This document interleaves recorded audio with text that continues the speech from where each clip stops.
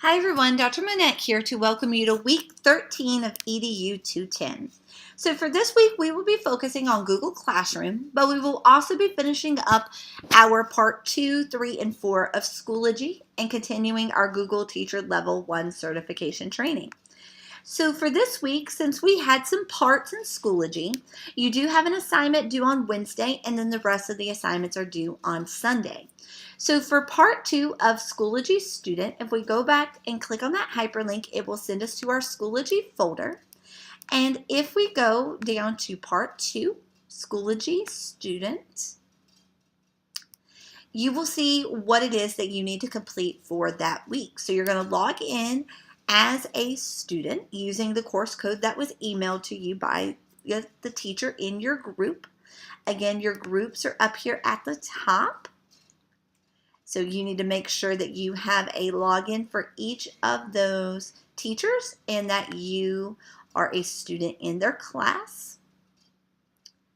And then make sure that you do the following tasks right here. So you're going to change your notification settings. You're going to upload a JPEG of your interactive graphic organizer. You're going to complete and submit the Creating Interactive Graphic Organizer assignment. You're going to complete and post it to the discussion board, and you're going to complete the graphic organizer quiz.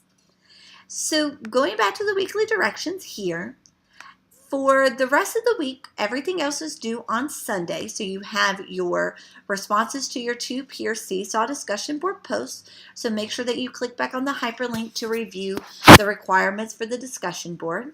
And the same thing for chapter 9.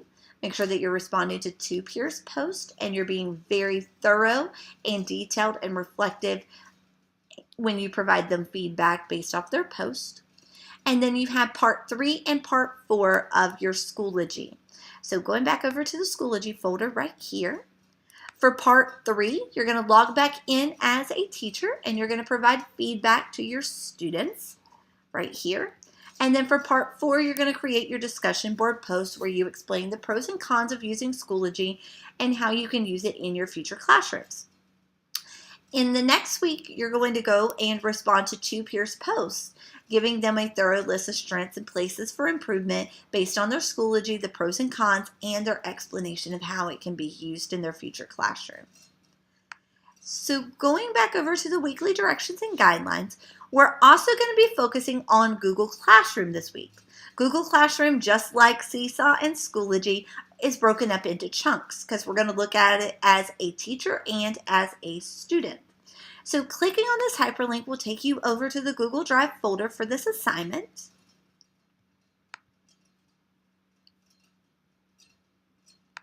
In here you can click on the assignment and it will tell you exactly what to do. So for our Google Classroom assignment, Google Classroom is just like Schoology and Blackboard, but the functions are a little bit different because it's a Google-based product. So it's a place where teachers can create assignments, quizzes, all the things that you could do in Schoology and Blackboard and Seesaw, but it's going to be a little bit different. So again, there's multiple tools that can be used as learning management systems, and all districts have their preferences, but just for now, we're going to explore to see which ones are ours. So this is the last learning management system that we're going to talk about. So for this assignment, you're going to be creating a Google Classroom class and viewing it as a teacher and a student. And then your final assignment, which is part 4, is where you're going to create your discussion board posts where you explain the pros and cons of using Google Classroom, how it can be used, and comparing it to Schoology. Because Schoology and Google Classroom are very, very similar, and they're the main ones that are used in most of the districts. Seesaw oftentimes is used for the younger grades because it's more icon-based, whereas Google Classroom and Schoology are a little better for the upper grades.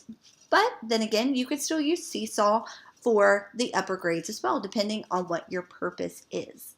So for part 1, this is going to be due on April 14th, which is Sunday, and it's going to be your Google Classroom teacher. And then on the 17th, which is a Wednesday, that is going to be your Google teacher class or Google Classroom student part. And then part 3 and part 4 are due April 21st, which is a Sunday. And that's going to be part 3 is Google classroom teacher, and then part 4 is going to be your discussion board post. Now, for this activity, part 1, you're going to view the following videos and resources on using Google Classroom, and then using your personal Gmail account, you're going to log into Google Classroom. Now, for this activity, we have to use our personal Gmail accounts because at Coker, we're not allowed to use Google Classroom because Blackboard is our learning management system. So we don't have access to that at Coker, but in the districts that you may be working in, you may have to use Google Classroom, so we're going to play with it, and we're going to use our own personal Gmail accounts to do this, and here are the links to do it. And then you're going to create a class title, and you're going to title it Google Classroom Practice and your last name, and you're going to invite these students into your class based off of your group and where you fall. You're going to invite the group members by emailing them or giving them the access code. And then you're going to add me as a teacher to your course. And there's links to this and pictures to show you. So the first thing you're going to do after you've done all this is you're going to set a theme and upload a photo for your course. You're going to create a course topic titled Interactive Graphic Organizers using Google Slides. And you're going to create an assignment. So for the assignment, you're going to title it Creating Interactive Graphic Organizers using Google Slides, and you're going to use the directions from your week 3 assignment on creating Google Slides and interactive graphic organizers using Google Slides. Do not include the discussion board directions here, just the assignment directions. In the description box, post the directions and attach the direction file, and then set the due date. Choose the topic titled this, and then click Assign. You're going to create a question as well, and that is going to be your discussion board, and this is where you're going to use the discussion board prompt from the week 3 assignment for your interactive graphic organizers Google Slides. You're going to set the date and the time, you're going to choose the topic, and you're going to click Ask to send it to all the students. You're also going to create an announcement, and for the announcement, just send out a reminder for the assignments that are coming up due. And these are your assignments right here above. And then you're going to create another topic titled the same as your Google Form assessment. And that is going to be your digital breakout. And you're going to put that in there. And then you're going to create another assignment where you link it. So you're going to link your digital breakout to this. You're going to have a description with the directions. You're going to have a date, and here's what you're going to call it. So that is part 1. Later on in the following week, we will be looking at part 2, part 3, and part 4. But for part 2, you're going to log into the Google Classroom as a student by clicking Join and entering the code that was emailed to you.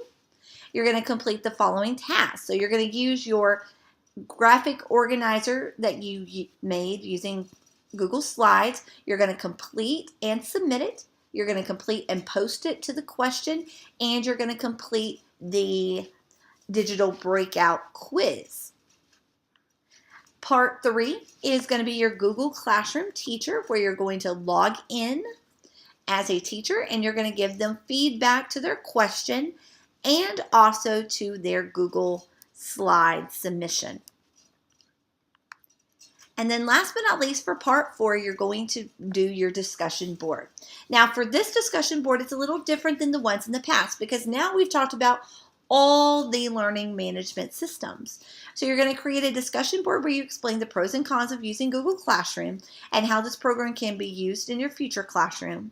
And you're going to compare it to Schoology. You can also compare it to Seesaw as well. And you're going to state which one you prefer to use and why. This may be based off of your grade and the age of your students, or one may have more functions and things like that. Also, in the next week coming up, you're going to read the posts that your peers have submitted. You will be able to see their classroom and their all of their classrooms, their seesaw, all those things. And you're going to provide them feedback. So give them a thorough list of the strengths and weaknesses based off of their Google Classroom, their pros and cons lists, their explanation of how they can use it, their comparison to the other learning management systems. Again, you can talk about Google Classroom, Schoology, and Seesaw here. And then which one you prefer. Make sure that you're giving them feedback on all of these things. And then down at the bottom is your rubric. And as long as you follow the directions up here at the top, you will meet all of the criteria for that assignment. So going back to the weekly directions here, you're also going to complete your Google Teacher Certification Training for Unit 12, which is on facilitating group work. It's going to take about 57 minutes and 4 lessons. Make sure that you take screenshots of your questions and your grade with the percentage and submit that to the Unit 12 folder. Again, make sure that you remember that you can take the quizzes more than one time before the due date and submit those screenshots to me. And then last but not least, you're going to be doing your textbook discussion board post on the conclusion, which is putting it all together. Make sure that you go back and look at the questions that you need to address for that prompt. And then in the week to follow, you will provide feedback to your peers based on their chapter. So if you have any questions in the meantime, make sure that you email me and let me know.